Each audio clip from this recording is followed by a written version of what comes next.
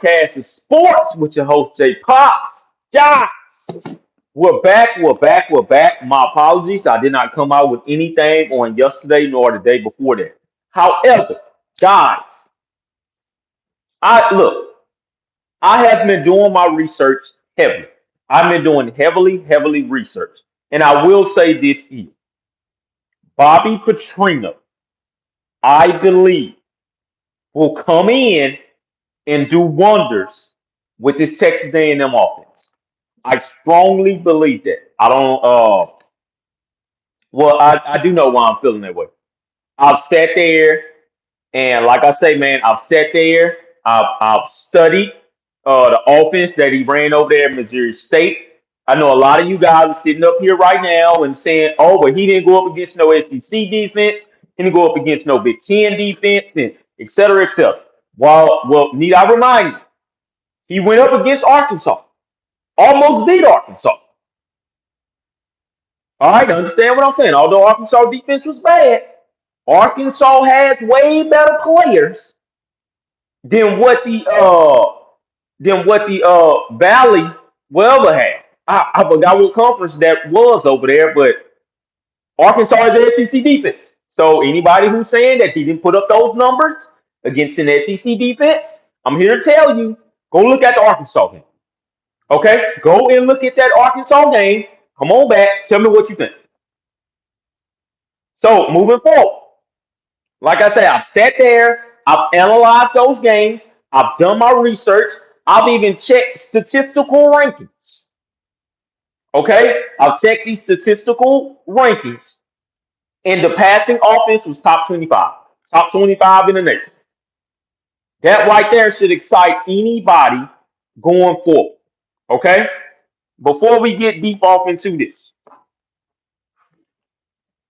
shout out to everybody who's looking at the podcast and listening right now. The Aggie basketball team is on the road. For whatever reason, Buzz waits until we get into SEC play, and then he turns on the hit stick. All right, what do I mean by turning on the hit stick? He he he he he wakes that entire team up. They went out there and they blew out Missouri. Uh, I don't even much think Missouri seen that coming. They did not see the defense coming that Texas A&M had. Once again, I told you all this before. I will get into basketball. I haven't gotten into it right now because I haven't been really watching. I can't just start putting stuff out there, and I don't even much know these guys' names as of yet. I know the familiar faces like Wade Taylor, um, Hefner. Uh, I know a couple of more other guys, but like I say, I can't just start talking about it if I don't really know the names right off the bat. All right, so I don't want to do that. That's called bad uh that's called bad analyzing and bad podcasting because I can't think of these guys' names and I don't have time to sit here and go off a computer and oh well that's that guy name, and such. I don't want to do that. I want to give you some accurate information, tell you about what's what. But I did see part of the game on yesterday, and that team looks totally different when they go into conference play. As of right now, the Aggies are 3-0 in the conference. Like I said, they took down the top 25 team. They took down Missouri. That was a huge win and the largest win against a ranked AP opponent in Texas A&M history. I believe that was tied for the fourth largest. A lot of you guys probably didn't even much know that because I know a lot of you guys don't watch Aggie basketball like that. But then again, a lot of you guys do. What I will say this is to the fans: we have to start packing our arena. We have. I have not been there for a game yet. Period. We have to start packing out that arena though. I can't look up and it's only like half the arena in there. All right, we have to do a better job giving Buzz support. I know everybody's kind of been wishy washy on the basketball team. I know that part, but just like how we gave Gary Blair full of support. We have to do that with Buzz Williams, and we have to do that with the women's basketball team. I will talk about both of them later on. It will be later on. It's why let me not say later on. It will be soon. Okay, that is under construction. It will be soon. But back to Bobby Petrino. I believe Bobby Petrino will wake up a lot of defenses in the SEC. with this offensive scheme that he has. So me watching about 20 to 30 minutes of highlights on every team that he played in the 2022 season, I'm going to sit up here and I'm going to be honest with you. With that offensive scheme that he ran, he could have beat. Man, Bobby Petrino had the potential to be undefeated in that conference. The only problem with his team, with his Missouri State team, was that they had no defense. They had no defense at all. That defense was god awful. Okay. Also, with his offense, Jason Shelley, that was the quarterback. That guy, first of all, is a mobile quarterback. Second of all, he had no help on the offensive line, no whatsoever. All right, but with that being said, Jason Shelley still made all kind of plays in which Jason Shelley ain't good. He ain't good at all. But with that, but with the play calling of Bobby Petrino, he made Jason Shelley look better than what he actually was. I will honestly say that. I will honestly say that. Okay. Do you think he should call a game for Alabama this year? Who are we talking about? Nick Saban or Bob Petrino? Because from my understanding, as well as you guys, Jimbo Fisher didn't call any plays. Now he will listen through the headset. He will give his suggestions, but he won't be calling any plays at all. I believe with the play calling of Bobby Petrino and with Jimbo Fisher's uh, offensive mindset as well. Understand that we got two coaches on this staff. One is the head coach, the other is the offensive coordinator that are heavily offensive minded. Understand this as well. We have two coaches on this staff that has that that has groomed a Heisman Trophy winner as well. Okay, we have two coaches on this staff that has been in the ACC and the SEC, which is so crazy. I don't think people are looking at that because it's just been so long ago for Bob Petrino. But need I remind you that once again, uh, Jimbo Fisher had Jameis Winston, Bob Petrino had Lamar Jackson. Both of them were darn good in their days of playing quarterback over there in the ACC. Okay, and these were the two head coaches of those squads. Before Bob Petrino took the NFL job and then the Arkansas job, he was at Louisville while they were in the Big East. He had those teams almost undefeated. I'm saying once again, he had those teams almost undefeated. So to be honest with you, Bob Petrino is supposed to be a national title coach by now. Unfortunately, with his outside issues, this is the only reason why he's not. I believe Bob Petrino has a shot now at winning a national title while being something else other than the head coach. Sometimes these coaches take on a little bit too much to where the game kind of passes them by. The thing about Bob Petrino is that the game haven't passed them by yet. The game has not passed them by.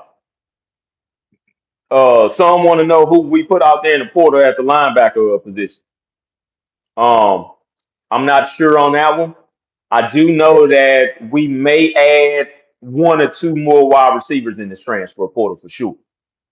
So far as linebacker, I think we missed out on the Jason Call, in which we to be honest with you, man, we should have got that guy. We should have got him, but he went over there to USC, and he went over there to USC with Anthony Lucas as well, in which I don't know what Alex Grinch nor Lincoln Riley is telling these guys, but USC is not good defensively. Um, defensively, man, look, Lincoln Riley is not going to put a good defense out there. Period. While he's a head coach, I think the year he puts out there a good defense is most likely the year he'll go off to a national title run. But until we can see that, I mean, hey, the jury's still out. But so far as linebacker, man, I'm not sure of who they'll go out and get. Um, it will be a couple of more guys hitting that transfer portal. Uh, we just have to keep our eyes open, okay? Twitter is a very good source for who all goes into that transfer portal, as well as the Instagram. Man, you just have to follow a lot of accounts to see who's next because the transfer portal is about to be heavy. Also, keep in mind that although the transfer portal is about to close very shortly here, it's still a second one in the spring. So we have to see who all comes out in the spring and doesn't want to be there and stuff like that as well. All right, but with this offense for Bob Petrino, man, Bob Petrino and this is me talking to one of the guys that's on the football team, and he's on the offense and he's a starter. I'm not going to say any names because I don't like putting guys uh, business out there and stuff like that. But communicating with him just on yesterday, he's very excited. He's very excited. He believes that it will be a lot of wide open plays for the running backs, the tight ends, and the wide receivers. With this offensive line that's all coming back, and with Connor Wingman being at quarterback and coming back and being that he had a small sample size, this is what we're all hoping. We're just hoping that Connor Wingman doesn't go into that sophomore slump. That's a real statement. A sophomore slump is a real statement. We're just hoping that he doesn't go into that sophomore slump. But if he does, then we all know that he can be benched, and we can bring in Max Johnson. With us bringing in Max Johnson, you have some seasoned wide receivers out there. Now, this is another thing. We're hoping that Evan Stewart doesn't go into that sophomore slump as well. Once again, the sophomore slump is for real. I'm telling you guys this before we even get out of here. All right. Uh, do we have a real chance at USC's wide receiver number one, Bryant? Yes, we do. We honestly do. And it's another wide receiver that's from USC as well that will be making the visit alongside him. Um, from what I'm hearing is that it's either Bryant or the other wide receiver that transferred that hit the transfer portal from USC. From what I'm hearing is that I believe Bobby Petrino or either Jimbo Fisher is already telling those guys, hey, I can put you right alongside Evan Stewart and we can make this thing work. Once again, this is a Bobby Petrino offense that's going to have a lot of things wide open. It's going to be receivers running wide open. From what I've seen with Missouri State, it was wide receivers running open freely. That's just extreme play call. That's extreme good ass play call. I mean, that's extremely good ass play call. So I'm talking about Missouri State here.